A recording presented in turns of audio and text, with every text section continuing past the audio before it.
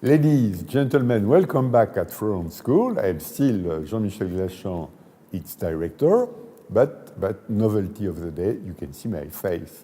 And you can see that my face is as young, as dynamic as my voice. Today, we are hosting Commissioner Piebalgs, fantastic occasion. Commissioner Piebalgs has been first Commissioner for Energy 5 years and then 5 years for development.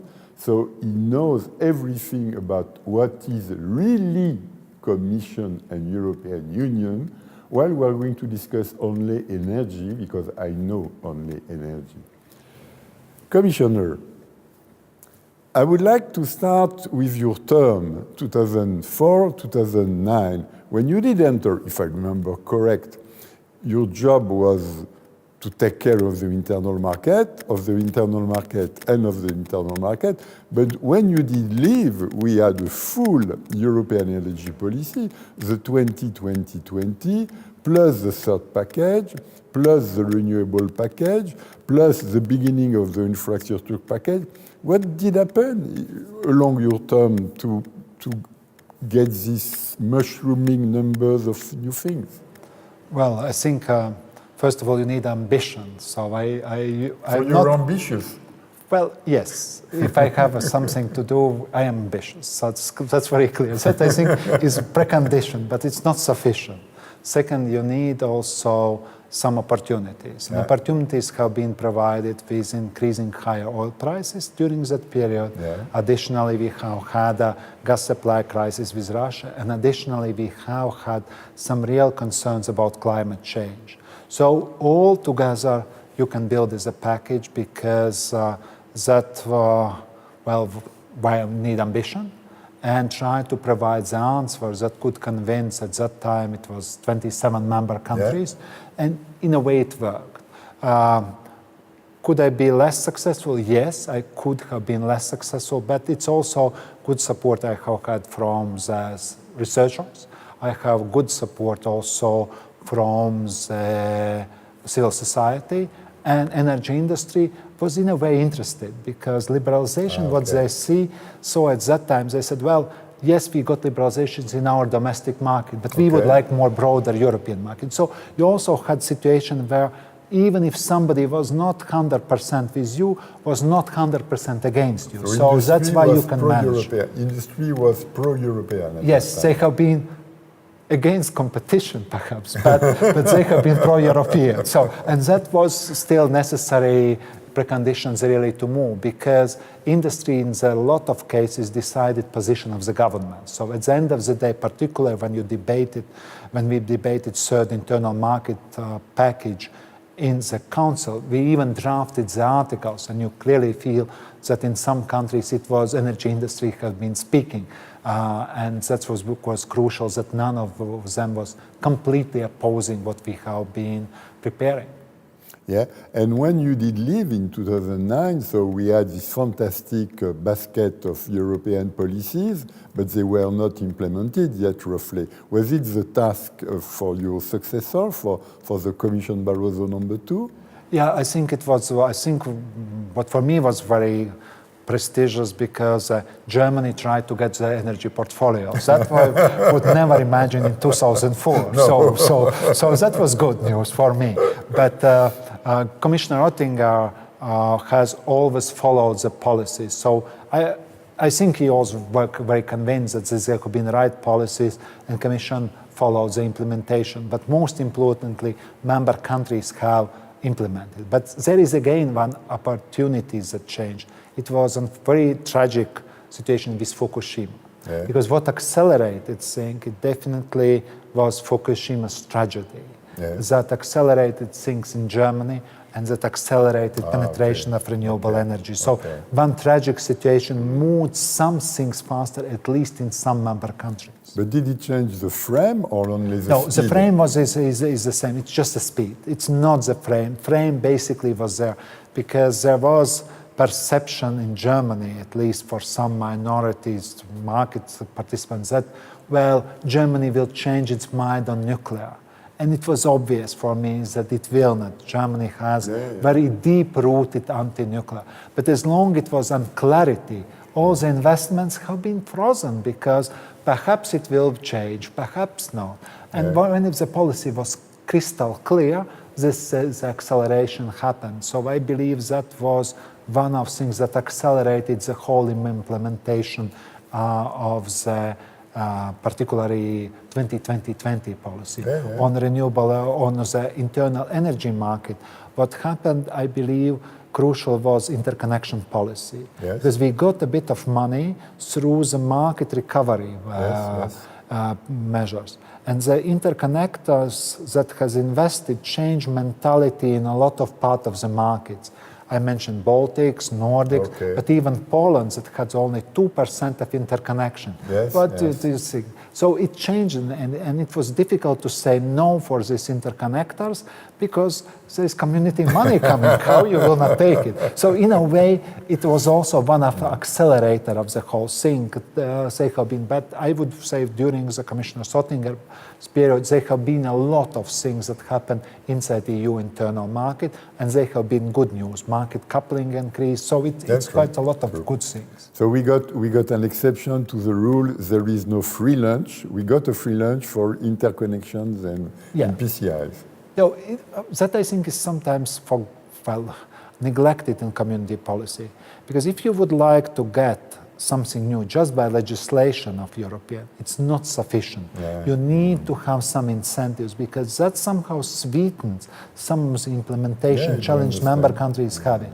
And it was just by coincidence that the money was available, and it has been very successfully used. And I'm very pleased because I was worried that the time for preparation of the project was so short that we will have a lot of backlashes. But it was not the case, and so it went extremely well. And that's again, I could just praise the good work of Commission Civil Service. Have you been surprised by the easiness to set up the ENSO, the ESSER? It went quite well. Yeah, but it was already on the existing basis. There have been cooperation mechanisms. So it was not that you bring completely strange people in the same room, because ACER worked on the basis of cooperation of energy regulators. There have been some structures. ENSOs also, they knew each other. So it's a bit new quality and new, I would say, role, but it's not completely you start from scratch. And that's why I believe it was more successful than compared with, for example, regulators in telecommunications, where it goes much slower because people didn't know each other. They have not enough debated. So that's, I think it was quite easy to build. And the biggest challenge actually for energy regulators was that general rejection of EU agencies. And that's, I think, when you sometimes pay the price, because we created agencies for many issues that are not very absolutely necessary. And then when you come with a proposal absolutely necessary, it's an argument against it. It's not because of the real issue. So they say, well, we just don't create any more agencies. And that, I think, was very difficult really to convince member countries that this is not any agency of any others that they have created. It's a bit more serious tasks for the citizens to make. But then roughly, your mandate, an incredible success. The mandate of Oettinger, very good at implementing, and even the speed was higher than expected. But then it comes a surprise for the Juncker Commission. Energy Union to do what? Why should we need an energy union? Well, I think for a couple of reasons. One is this perception of solidarity. I think Jean-Michel should not underestimate this perception of solidarity, because I'm more pragmatic. I always think, well, things are this, but the perception energy union sounds good for solidarity. So that's why the name, I think, it is better. Union, the key name. Yes, union, we are united. But there is also some practical things. I believe that in the third energy internal market package, we have made some compromises that we need now to come back. Because if you make a compromise that's not very good, you need to come back. Give me one example? I would make for Acer powers about regulating the market. So it is not sufficient. They could intervene only if the regulators have not agreed, etc. So it slows down development of internal market. And some other issues that could have been foreseen. But for Acer, you won't expect Acer to have the same power like the central bank. Yes, I would say European Central Bank. Yeah? Well, in its own area. It's not about money. So they will not print its own money. But that I think what I would expect. It's a real federal power. Yes, because already the market has moved further away. And if you still try to regulate it on the common agreement, it's too slow. It doesn't work on me. So you need to take decisions faster, and you need to implement them immediately. So I think that is one issue. But then is a big issue of integration of renewable energy. We went with renewable energy directive. That was good for development of technology. But now renewable energy is a big part of the energy basket or energy mix. Oui. And you need really to find a way how to not overcompensate it, but it grows naturally in the energy mix. And it is quite challenging. You need to have market and renewables into it. And that I think is more challenging than anybody has thought. So you need to get this. So I think that is another reason. But last and the main driver is definitely climate change, because by 2050 we need to have basically decarbonized electricity sector. And it is an enormous task. It is not only technology task, it's regulatory, and it's also legislation needs. So it is a lot of things that are related exactly with the fight against climate change and Paris protocols that will be signed, and I am convinced by end of this year, puts a lot of obligation for the Europe, and Europe is ready to take these obligations. So in your opinion, the set of targets we have for 2030 at European level is good, but we should do more to reach 2050. I think we need to have in mind what we need is, because 2030 is 40%. I just give you the examples that it's interesting perception. In Germany is now a lot of debate about putting levy on some old lignite power cables. Yes. And there is a political forces saying it's false, it's wrong.